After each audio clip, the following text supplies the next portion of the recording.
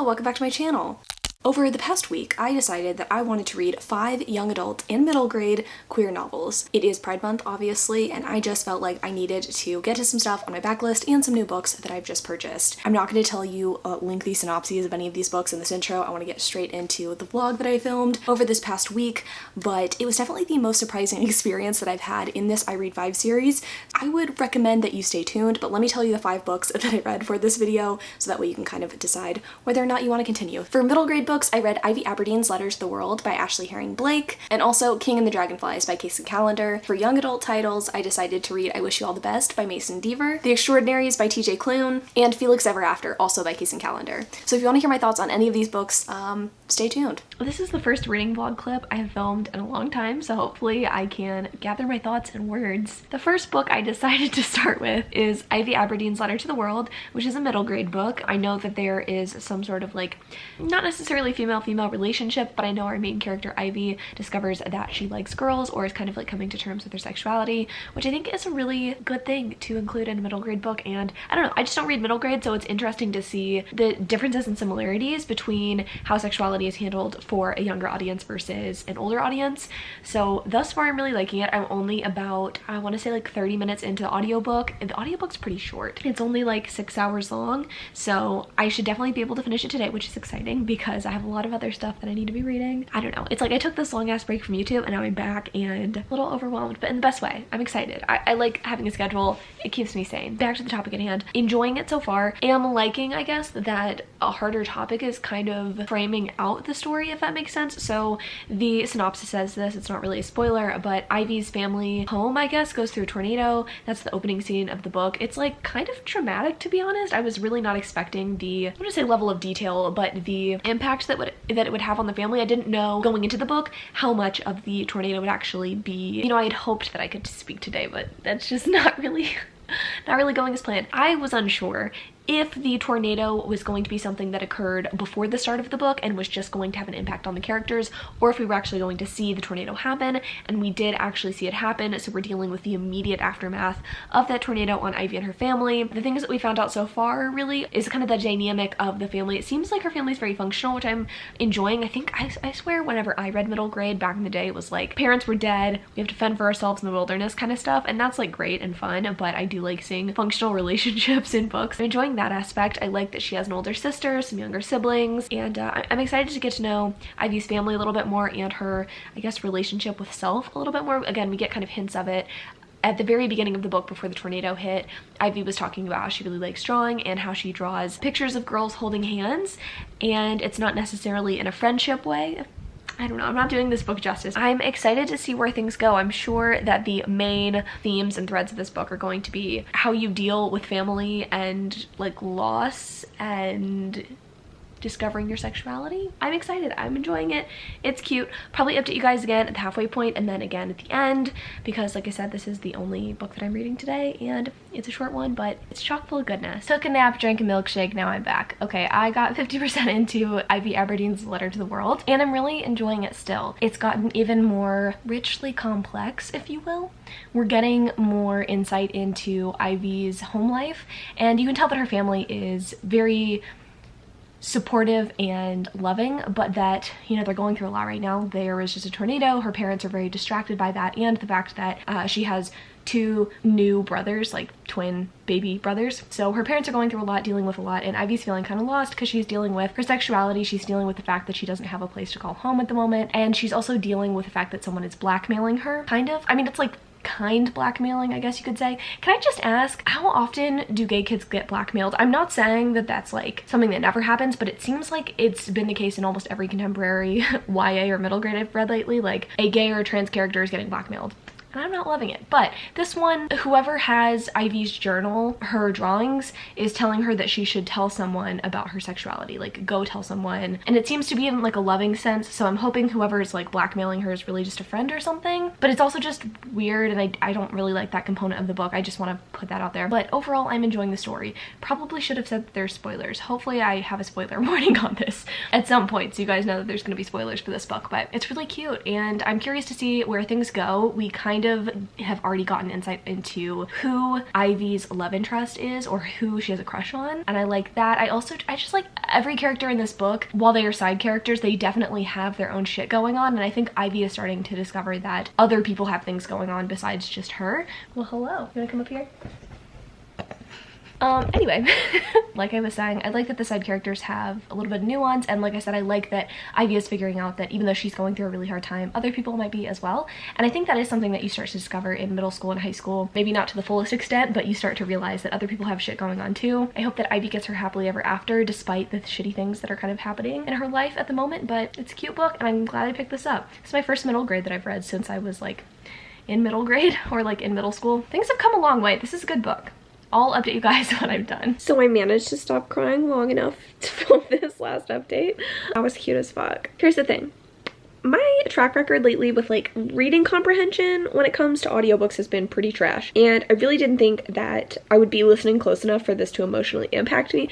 However, I gave this book 5 stars. It was excellent. I really started like laser focusing about 40% into the book, and that's really where everything kind of took off. I liked this a lot. It wasn't necessarily about romance. It was more about like first crushes, figuring out who you are, figuring out your relationship with your family, and like, I don't know, I don't know how to really describe it besides all the things that I've said previously, but fuck, this was so cute. Why have I not been reading middle grade? That really is the question. I have so many friends who read middle grade and love it, and I trust their advice and like recommendations, and yet I just haven't been picking it up. So that's on me, you know, that's on me. I would recommend this book a lot. I think it will definitely have an impact on you regardless of your age group. I was really expecting to be like, yeah, this was good, but like good for middle grade, or like good but not, I'm not the target age group. And like, while I'm not the target age demographic for this, still had an emotional impact on me, and I think it'll have an emotional impact on you. I guess my only complaint, this isn't even a complaint, it's definitely like a me thing, is that I kind of didn't like Ivy's family. Like, I knew objectively they were going through a lot, and you definitely, as an adult reader, understand the adult perspective when reading this book, but they forgot her birthday.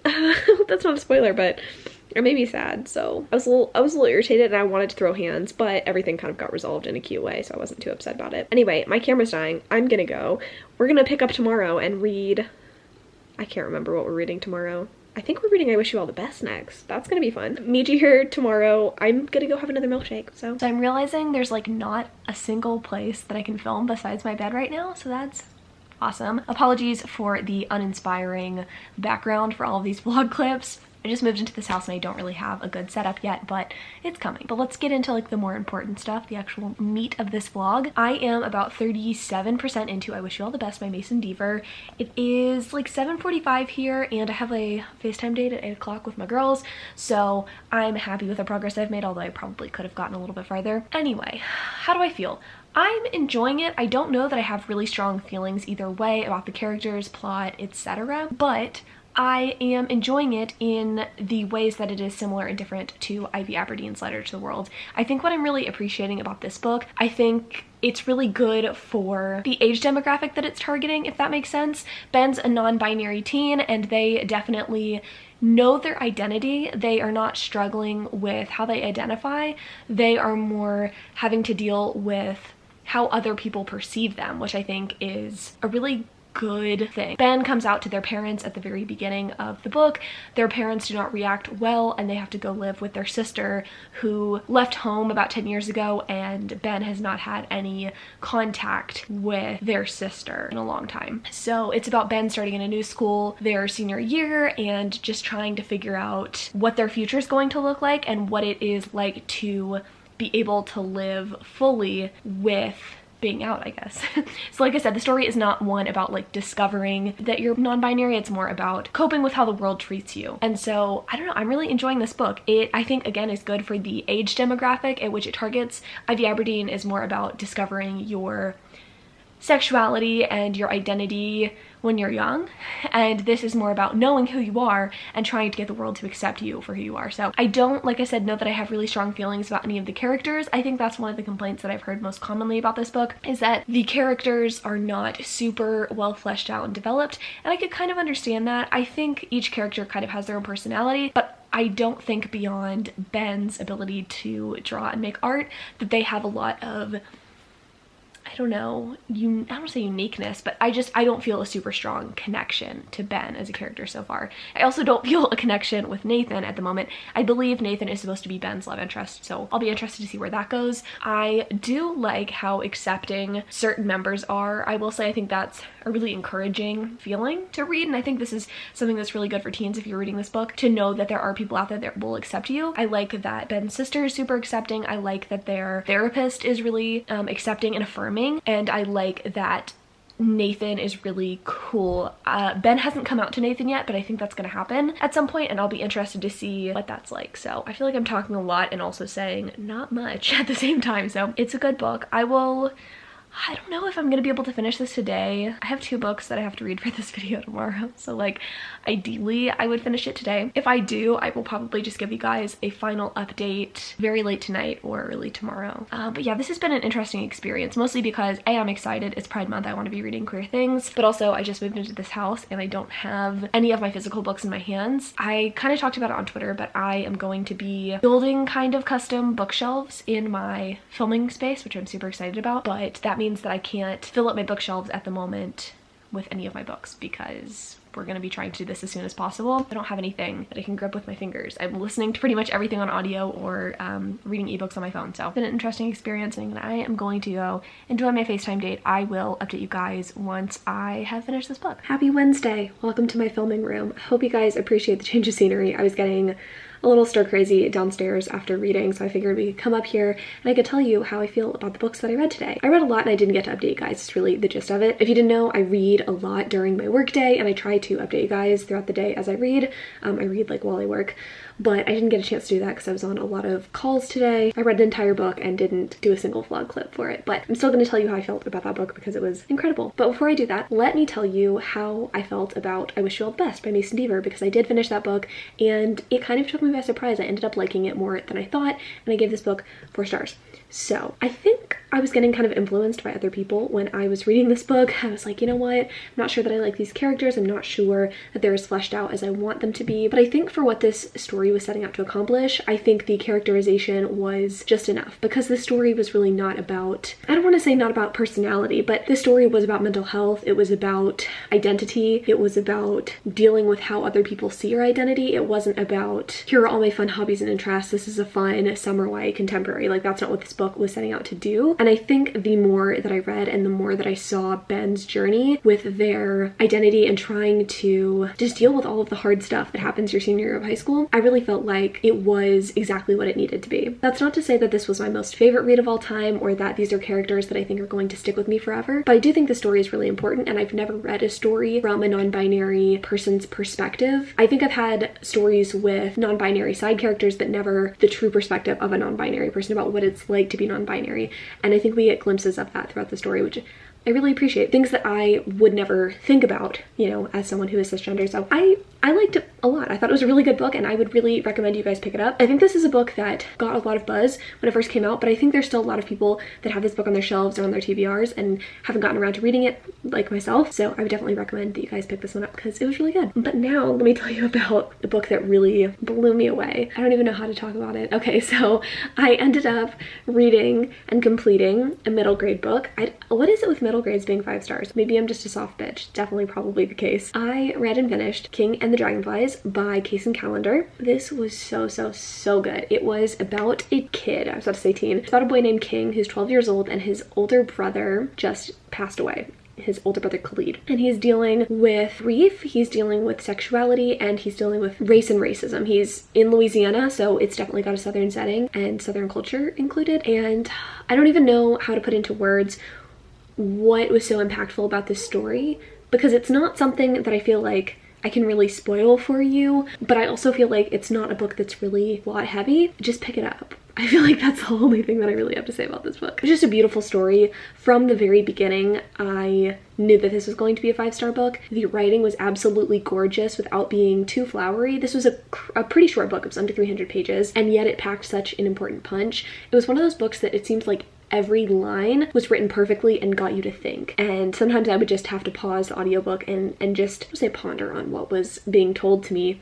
But kind of, honestly, I was just lost for words, blown away. Really, really, really good book. And I really appreciated seeing King's family. I think it was the same situation as reading Ivy Aberdeen's Letter to the World, seeing how a book can impact you as an adult, because you see how adults interact with kids in these books, and you can relate and sympathize and empathize with the parents as well. Really appreciated how King's family and parents, after the loss of their eldest son, tried to be more accepting and tried to face some of these long ingrained beliefs. I don't want to get into too much detail about the plot and like about what the story is actually about, but sincerely fantastic.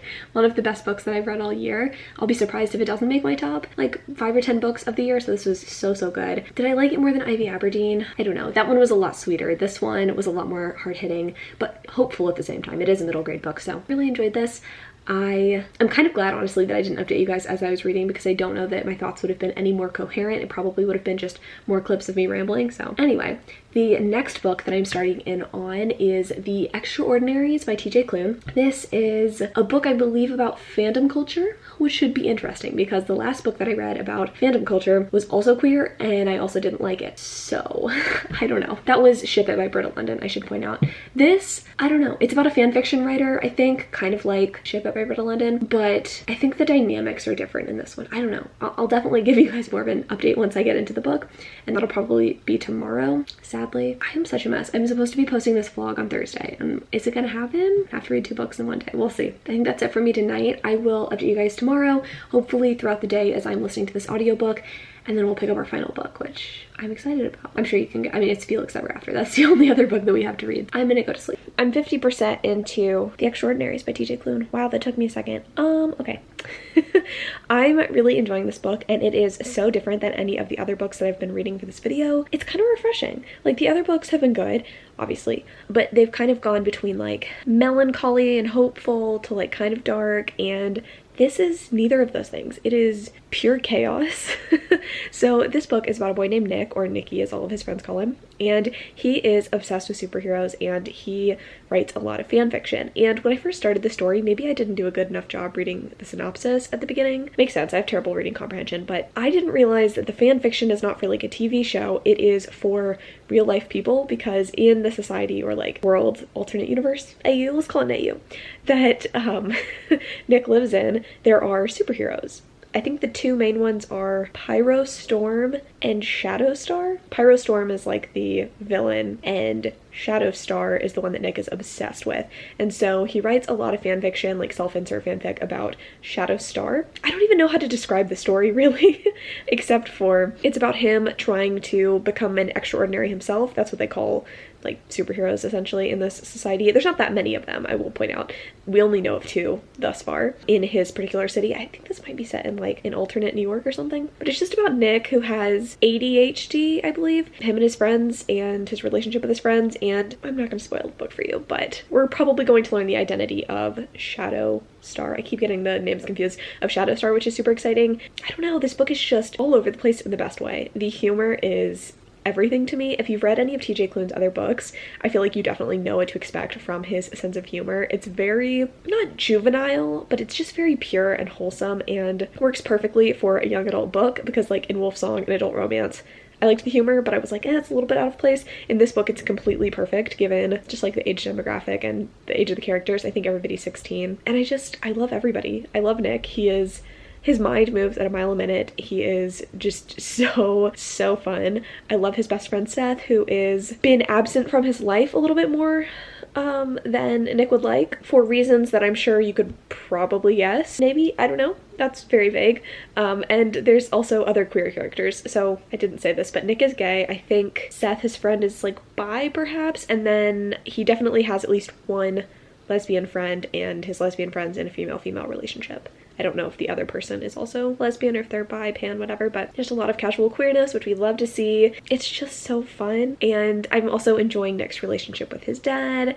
Nick's also dealing with grief because his mom died a few years ago, I believe. It's just, there's a lot of stuff going on in this book, and it's like kind of ambitious for what it is. I would say the only thing that I don't want to say irritated by, the only thing that I think would annoy other readers, and it hasn't really annoyed me, is that I think the humor and Nick's gullibility could be perhaps a little bit irritating if you don't fuck with like immature characters. He is immature in a fun way. It's not irritating to me, but you kind of know who the superhero is, I guess, that Nick's obsessed with from the very beginning. At least you guess who it is. You're just like, how do you not know? I have no idea where the book's going. I'm assuming we're gonna get some sort of reveal as to who the superhero character is. I also know that like Nick thinks that Seth has a crush on him, and he's like trying to figure out how to cope with that, even though like he also likes Seth. So there's a lot of moving parts to this book, and I would recommend it. It is, again, not what I expected. I expected this to be very like fan culture-y, and I expected Nick to be like really nerdy, and he's really not. He's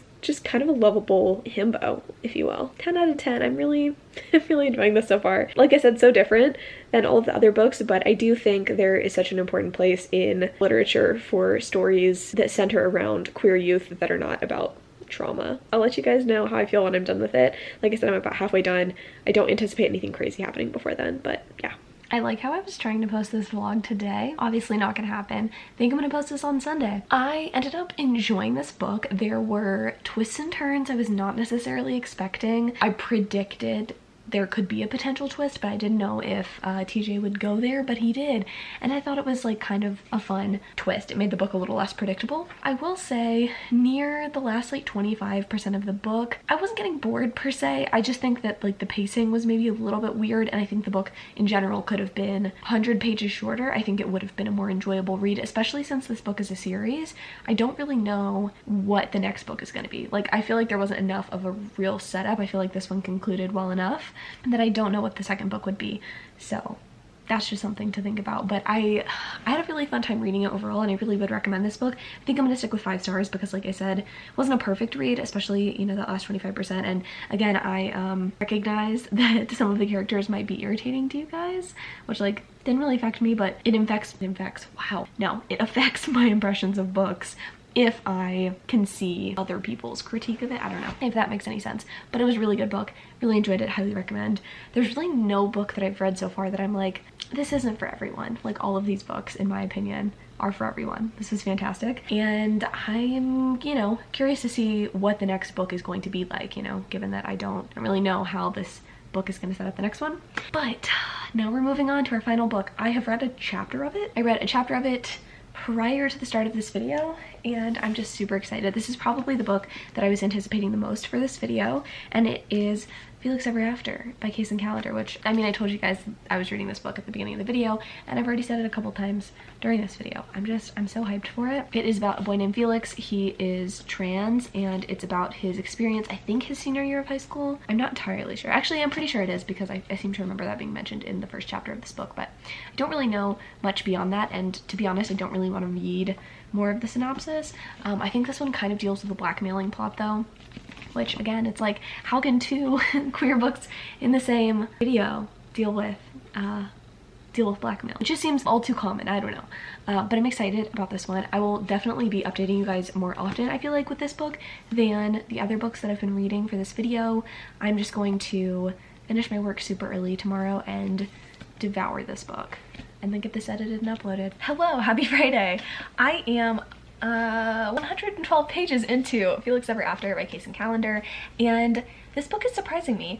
I am enjoying it quite a bit, but it is so different than King and the Dragonflies, which is to be expected given that this is a young adult book and that one was middle grade, but the writing style seems to be so different in this book compared to that one that I'm surprised that they're written by the same author. This is lacking the like floweriness and metaphors of that last book. I think I mentioned that it seemed like all of the lines in that book were just perfectly crafted and were things that would kind of make you stop and think, and I'm not really experiencing that in this book. That's not to say that the writing is bad, but it's just a very different experience. This, I think, the first person that this is written in is just very like to the point and very much like, I don't know, a teenager would speak, which is great. I think the voice in here is really strong, and it's good, but it's just different. I thought I would point that out. I don't know what to really say about this book beyond what I said yesterday. The blackmail element is quite strong in this book, and it is very heartbreaking from the very beginning. The first thing that the blackmailer does is awful, and it elicits such a visceral reaction from you as a reader that I was really taken aback, to be honest. I wasn't expecting to get so emotional reading this so early on in the book, but there are some like shining beacons of hope, I guess you could say. That sounds so fucking cheesy, but there are things in this book that make it more hopeful. I think the biggest thing really is Felix's best friend Ezra. Ezra is so supporting of Felix. He's obviously a very good friend, and anytime anyone questions Felix's identity, tries to dead name Felix, or just brings up any feelings of inadequacy, Ezra really steps in and tells Felix like, hey, you're valid, I'll do anything for you. And whenever Felix starts to question his identity, whether he wants to continue to identify as a man or if he is non-binary, he hasn't said that yet, but kind of getting the vibe that that's kind of where we're going in this book. Ezra does say like, just let me know if you want to change pronouns, because Ezra is one of the first people that Felix brings up his like identity struggles with. So that's really nice and supportive and so good to see in a book. And I think it's important for teens to have that message that like, even if your family doesn't necessarily get it, hopefully you can find someone who does. So I'm liking that a whole lot.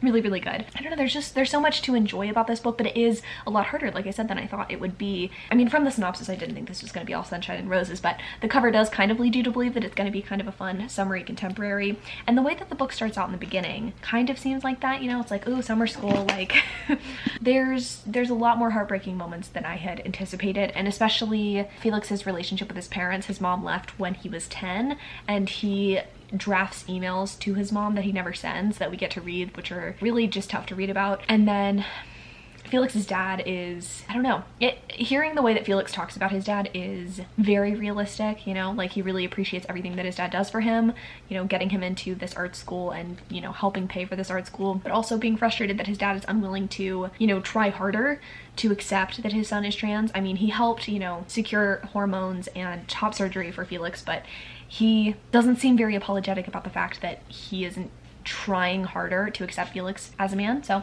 it's a tough read, and it's all of the emotions in this are just so real, and you can tell that this is definitely like an own voices story. So I don't know, I'm liking it. I wish I had more to say. I guess I have said a decent amount because I'm looking at my camera and it says 4 minutes, so I've been talking a fair amount of time, but it's good. I'm curious to see where the story goes. I hope that in the midst of all this, Felix is able to find love, because I think that's really what's going to turn this into just kind of a slightly directionless and depressing story into something a little bit more. That sounds really negative, as if I'm not enjoying this book. I really, really am, but I'm really curious to see where things go. I hope that the blackmail plotline dies out quickly. Those are really my only comments. I will update you guys when I'm a little further into this book. I'm not halfway, but like, do I update you at halfway or at the end? I guess we'll see. Okay, things just got a lot more complicated. I am 142 pages into this book, and I don't want to spoil it, but also I feel like I can't not spoil it with I'm gonna put a spoiler warning right here. If you haven't read this book, skip ahead. The whole catfishing thing, heartbreaking. Like, I've been on edge the entire time reading this text conversation between Felix and Declan. Is that his name? Declan? Horrible name. No offense to any Declans out there. Poor Declan, you know? I mean, he's like kind of an asshole, but this book is so messy, but like so real. I'm not saying like I would catfish anyone, but I understand why Felix did it, and fuck, man. I'm just gonna keep reading. I'm emotional. Okay, to be fair, I read the last page of this book, which I never really do, before, like, I don't know, I spoiled myself, okay? I spoiled myself. And I don't know that I'm okay with how this book ends. I'm not even done with the book yet. I have like less than 100 pages, but I just don't know. I don't know about all of this. I mean, I'm still enjoying the fuck out of this book. It feels good. I don't, that sounds stupid. It's a good book, but emotions are all over the place, okay? And I feel like I probably should just wait until I have actual thoughts, but I can't tell if I look like the genie from Aladdin or like a really expensive Shih Tzu, but my hair is greasy and I wanted it out of my face. Okay. It's not even a strange turn of events, really. I have given every book in this video 4 or 5 stars, which never happens, ever. I don't think I've had this many great books in a row in a really long time. Unsurprised, to be honest. I'm at a loss for words. Let's talk about the last book that I read for this video. I just finished it. This is a 5-star book. This is fantastic. I kind of take back what I said in the last clip where I was like, I'm not sure if I'm gonna like who Felix ends up with. I think Felix ended up with the right person, and I'm not gonna spoil who that is. It's just so good. Well, if you're gonna make a big fuss, you gotta say hi. Gonna say hi to everybody. Back to the subject at hand. I think upon further reflection, I think this is actually, it shares some similarities with King and the Dragonflies, and I feel like there's some common themes in Case and Calendar's books from what I can tell from their writing, but this was so good. I think the exploration of identity and family and friendship and like what it means to be loved was perfection in this book, and I was actually incorrect about the identity that Felix feels most comfortable with. He figured out that he is a demi boy, which is super cool. And just in general, so much of this book was great, and I loved that at every turn, I didn't know what was going to happen, but I was kind of okay with whatever happened in terms of like who Felix ended up with and just what direction the plot went. I'm pretty pleased with the way that the blackmailing plot was handled and the way that it resolved itself. I was really unsure of how it would go. I've read this before in, God, what's that book called? I don't know. I think it's Elsie Rosen's like debut. That was something that was handled, and then also Ivy Aberdeen's, that was something that was handled. But this I liked, and I felt like it did kind of, I would say teach an important lesson, but it did tie in well, I think, with Felix's overall character arc. And I like that, I don't know, I love everything about this book. It's so good. I think my biggest takeaway from this book though, and from this reading experience in general, is how important it is to read about other identities other than your own. I myself am queer, but none of the books that I've read this week were books that I share a queer identity with, and it's just so important, I think, to read stories that are not the same as your own. It really helps give you perspective on other people's experiences and try at least a bit to empathize and understand other people. I think obviously reading nonfiction is super, super important to educate yourself, but I think fiction can help us put ourselves in other people's shoes, and it was really nice to be in all of these different characters' shoes throughout the past week. The books that I've read have run the gamut between heart-wrenching and heartwarming, and I've just had a really good time. It's crazy to me that I have read 5 books that I've given 4 or 5 stars to, but I can say without a doubt that I would recommend every single one of the books that I mentioned in this video. In fact, I'm going to leave a link in the description to all of these books to where you can go buy them or check them out on Goodreads. But that's it for me. I had a really great experience. I hope you guys have been loving Pride Month, have been reading a lot of great queer stories. Let me know down in the comments below if you've read any of these books, what you've thought about them, or if you've read any other queer stories this Pride Month, and if you think I should check them out. But I love you guys so much. Thank you for watching this video and all of its craziness. And by craziness, I mean boring setting. But I love you guys so much, and until next time.